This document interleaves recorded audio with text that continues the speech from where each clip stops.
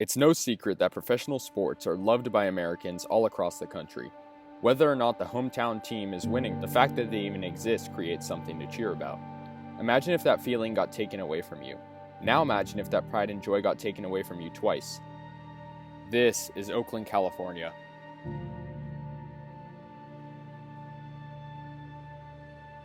Founded in 1960, the NFL's Oakland Raiders were the city's first major sports team. I'm Gary, and I've been a fan for 60 years. My name is Jim, and I've been a fan of the Raiders for over 40 years now. My name is Kasey, and I've been a Raiders fan for close to a decade now. Led by owner Al Davis, the Raiders were committed to being the finest football team in the league. After years of trying to do so, Oakland won its first Super Bowl during the 1976 season.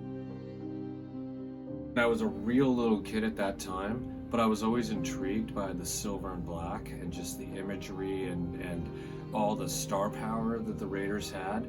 So I remember thinking that was really cool, but the Vikings were also very dominant at that time. So I remember thinking that it was a pretty big feat to beat someone like the Vikings. I loved it. I think that everything was great. I think they were rough and tumble. They had the symbolism. They had the silver and black. Yeah, I loved it. Despite their success on the field, there was a lingering issue surrounding the Raiders. In 1980, Al Davis attempted to make improvements to the Oakland Coliseum, but failed in doing so. Al Davis, he was an interesting character. On one hand, he was kind of a brilliant tactician, a bit of a mad genius. But on the other hand, he could be pretty underhanded. He kind of had this like street thuggery in a game that involves a lot of very rich billionaire gentlemen. He sort of dominated the ownership. I thought, this guy is really powerful and he's good, so it's okay.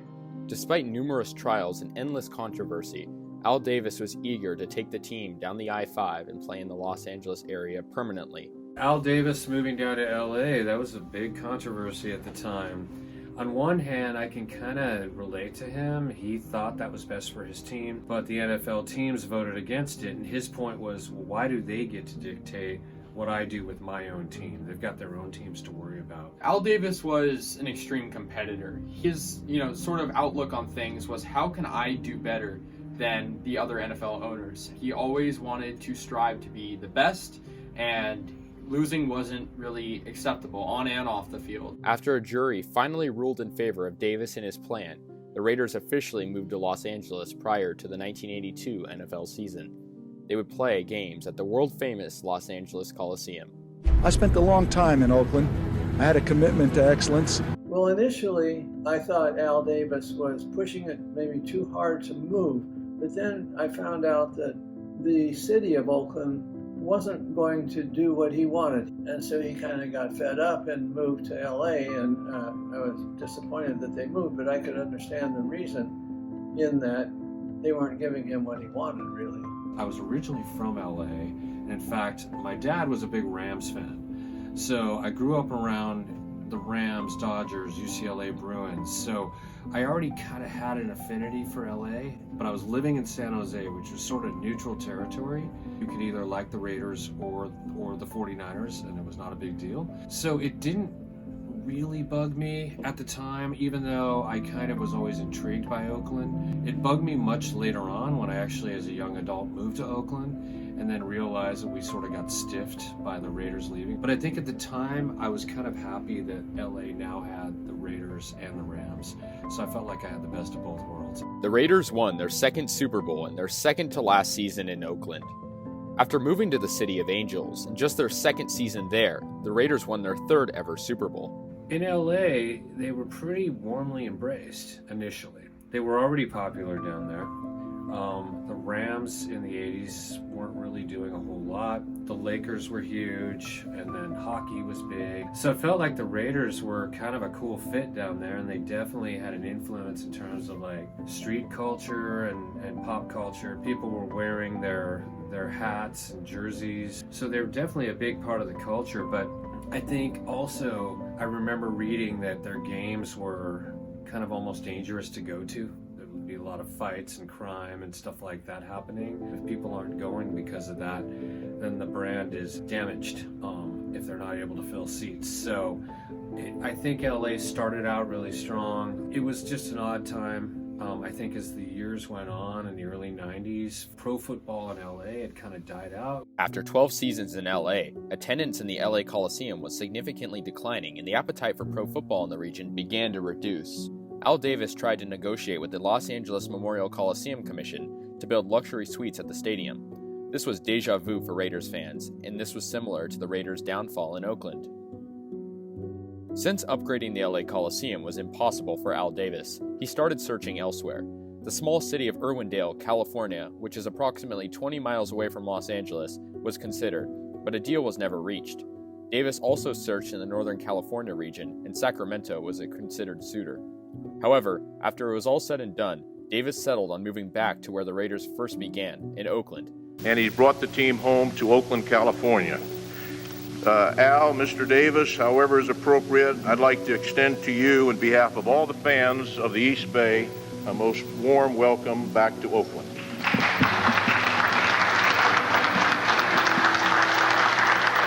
I pay tribute to a great area, a great city, Oakland, a great area of fans, to their commitment to excellence.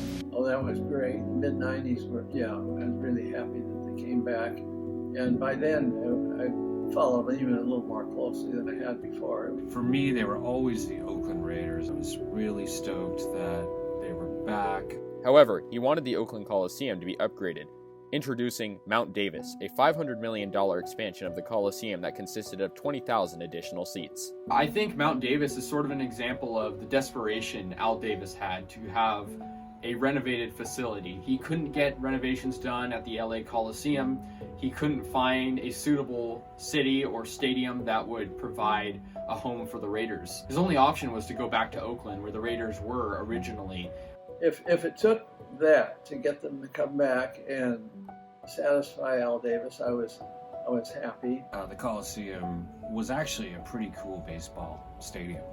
And they put up this monstrosity, otherwise known as Mount Davis, and it completely ruins the view, makes it look like it was like Frankenstein on top of it. And it's closed most of the time, even when the Raiders would play there, when they were still in Oakland up till a few years ago. So to me, it was kind of useless. To this day, Mount Davis is hated by Oakland sports fans, as it ruined the existing Oakland Coliseum. Nonetheless, the Raiders were back. In 1995, their homecoming season was underway. Was the scene just a few moments ago as the Oakland Raiders emerged from their dressing room to once again be a home team for the first time in a long time at this very excited Oakland Alameda County Coliseum filled with enthusiastic fans today. Oakland fans were overjoyed to have their team back. The notorious Black Holes section of the Oakland Coliseum was created by fans, and a new era of Raiders football was underway. The Raiders found success in the early 2000s, led by MVP quarterback Rich Gannon and the dynamic receiving duo of Jerry Rice and Tim Brown. The Oakland Raiders even reached the Super Bowl during the 2002 season, but unfortunately lost against the Tampa Bay Buccaneers. Following the Super Bowl loss, the Raiders suffered many losing seasons. Because of this, and the Oakland Coliseum's poor quality, attendance was suffering. Questions started to come up regarding a potential move in the near future. Al Davis passed away on October 8, 2011. His son Mark Davis inherited the franchise. I think Mark Davis is an example of somebody who was living in the shadow of his father. I think him and his dad are similar in the sense that they both take risks. They aren't afraid to take risks, and those risks can be consequential, but they definitely try to do the things that will benefit the team, even if it has a big cost. He definitely does not seem to have the acumen that his father did. On the one hand, he's kind of like his dad. He doesn't fit in with that billionaire boys club that is the NFL ownership. I think Mark Davis just kind of lacks the that sort of brilliance that his dad had. I'm not sure that he brings the same knowledge that his father had and how to handle the team. I'm not sure he's the one to do it. Mark Davis numerously hinted at a possible relocation for the Raiders after his father's death. Many cities were on the table, and a Los Angeles reunion was even considered. I think when they started hinting at it in the 2010s, I didn't really take the threat all too seriously. I thought the Raiders, there's no way. They might hint at moving to another city or another stadium, but they're always going to be the Oakland Raiders. And it didn't really hit me until 2016 when these, other cities such as San Antonio, Las Vegas, and Los Angeles were being thrown out there. And I just remember, hearing about the Oakland government being on opposite sides in terms of getting a deal done as the Raiders ownership. And I just thought to myself, if these two sides aren't going to agree on anything, getting a deal done is impossible at this point. You saw that lead-in story, and Roger Goodell said, despite all these efforts, it is disappointing to me and our clubs to have come to this conclusion that you have not come up with a viable solution. We hope that they realize that Las Vegas is not ready, and that while the NFL staff has worked very hard over the last year, they have not been able to get it done in Oakland, despite the fact that we have all the ingredients. I think they were coming up with ideas, hoping that the media would glom onto it, that it would sort of maybe force the NFL into looking at some of these possibilities. I didn't want him to go, so I thought the city should really go all out to try and keep him. But when they didn't want to do that, I didn't fault the Raiders for wanting to move. After the Rams and Chargers were both set to relocate to Los Angeles after they both left St. Louis and San Diego respectively, the Raiders were on the hot seat for a new venue. All of a sudden, Las Vegas was the frontrunner to become the new home for the Silver and Black. Public money was being talked about to fund the new proposed stadium. In January of 2017, the Raiders filed for relocation to Las Vegas. All they needed was a successful vote by other NFL owners to move to Sin City. Unlike past proposals, the Raiders had a legitimate stadium plan in Las Vegas. Also, Clark County, where Las Vegas is located, was willing to pledge $750 million in public money towards the stadium.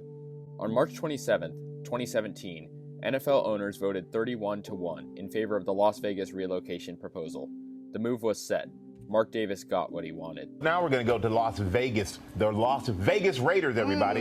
Yeah, I said it right. You heard it right. The Oakland Raiders have received permission from the NFL to move to Sin City. I just was, very much heartbroken at that point. I didn't want to like the Raiders anymore. Although the Raiders were set to move to Sin City, building world-class facilities takes time. The Raiders would stay in the Oakland Coliseum until their 60th season in 2019. I was very conflicted personally. Part of me wanted to see them win, and when I would watch them play, I would kind of cheer them on.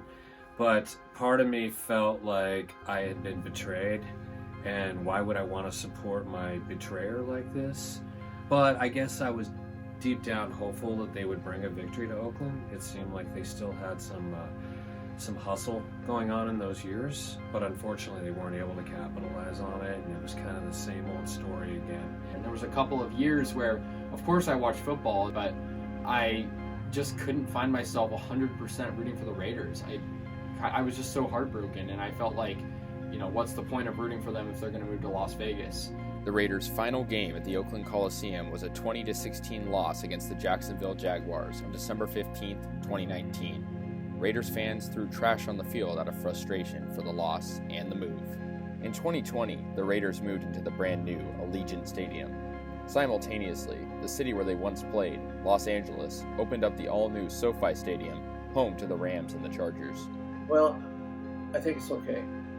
If the Raiders had to move, and it appears that they did have to move to get what they want, I'm glad they went to Las Vegas. Well, I won't really buy any Las Vegas gear. It just doesn't feel right, especially given that they spent their greatest years in Oakland and a couple decent years in LA.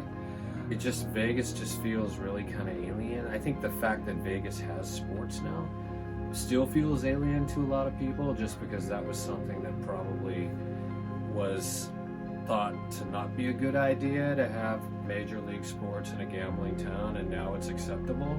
I sort of had an epiphany right before the move officially set to Las Vegas and the Raiders were going to play their inaugural season, and I realized that no matter where the Raiders go, they're still going to be the Raiders. They're still going to be the silver and black and wear a shield on their helmets. And I realized that I'm only doing myself a disservice by not liking them anymore, because liking the Raiders, although you're rooting for a football team, you're also immersing yourself in a community and a culture. Although, this football team, it's very much far from perfect, we still support it, we still love it, and the Raiders will never die. I mean, the Raiders are just so popular in all parts of the world. Raiders have that brand. It doesn't matter where they play. I have to accept where they are. And that being said, I still wish they were in Oakland. Of course, they're just a football team I can cherish forever because they have that community aspect around them, and they have that history that was very much cherished by the fans in Oakland. The city, they didn't quite give in enough to what the Raiders wanted. And the benefit to the city is great, even though they don't see it initially. There's a lot of revenue that comes in from tourism and games themselves, and it's an honor to have a team like that. I do put some blame on the city of Oakland as well, but I can also kind of see their point that they felt like they got screwed with Mount Davis and the debt that still exists around that. But at the same time, Oakland is known to not be easy to work with when it comes to sports teams. So I wish that the two sides could have come together on something and the Raiders would have stayed. While some Raider fans remain unaffected by the move, others have moved on from the team entirely. Who else am I going to like? I mean, you're a Raiders fan and they say Raider Nation for life, things like that. It's kind of true. It's a certain type of person that likes the Raiders. Time will tell how the Raiders' move to Las Vegas will affect them long term. But one thing is for certain. What happens in Las Vegas started in Oakland. The Oakland Raider history will forever be rooted in the Raider Nation.